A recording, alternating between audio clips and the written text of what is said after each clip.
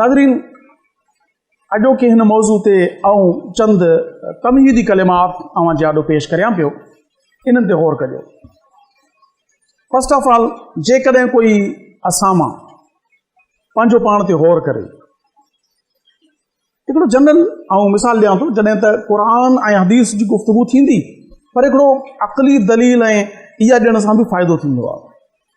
कहिड़ो अहिड़ो शख़्स हूंदो तव्हांजी नज़र में जेको चवे त माण्हू मूंखे चवनि जाहिल जी औलाद, ॼट जी औलाद, बेवकूफ़ जी औलाद ऐं कमतर जी औलाद, नॉन सेंस, अहिड़े जुमलनि में यकीनन तव्हां चवंदो कहिड़ो बेवकूफ़ हूंदो जेको चवंदो मूंखे माण्हू चवनि ॼट जी औलाद, मूंखे चवनि बेवकूफ़ जी औलाद, मूंखे चवनि चरे जा पुट।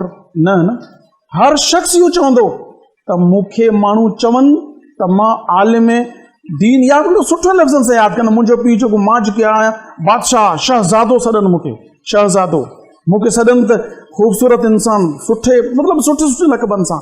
त पोइ इहो सोचियो थो त जंहिंजी औलाद यानी वालिदैन जेको पंहिंजे पीउ खे चए थो तूं बेवकूफ़ आं, उहो पंहिंजे पीउ खे नथो चवे, उहो इहो थो चवे त मां बेवकूफ़ जी औलाद आं। जेको पंहिंजे वालिदैन खे चए थो तव्हां चरिया आहियो, उहो वालिदैन खे चरियो नथो चवे, उहो चए थो मां चरियनि जी औलाद आहियां। जेको चए थो मुंहिंजे पीउ माउ खे पुराणी सोच आहे, उहो ईअं नथो चए मुंहिंजे पीउ माउ जी पुराणी सोच आहे, उहो चए थो मां कुंद ज़हन माण्हुनि जी औलाद आहियां। पर जेको पंहिंजे पीउ खे बादशाह जी इज़त ॾिए थो, जेको पंहिंजी माउ खे राणीअ जी इज़त ॾिए थो, जेको पंहिंजी वालिदैन खे काइनात जो बहितरीन इंसान सम्झे थो, उहो उन्हनि खे नथो सम्झे, उहो चवे थो त मां काइनात जी बहितरीन शख़्सियतुनि जी औलाद आहियां।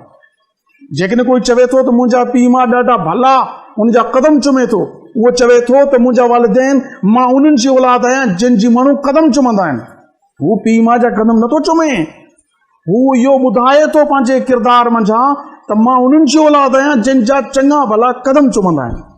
यकीनन इहो तव्हां सम्झी विया त मां छा थो चवणु चाहियां। पंहिंजे वालिदैन जी इज़त तव्हीं कराईंदो, इहा उन्हनि जी इज़त न आहे, इहा तव्हांजी इज़त आहे। ऐं हीअ त मुंहिंजा तमीदी कलमात आहे, इन्हनि ते त बाक़ाइदा गुफ़्तगू क़ुरान पाक मौजूदु आहे, अहादीस मुबारका मौजूदु आहे, तव्हां पढ़ी ॾिसो।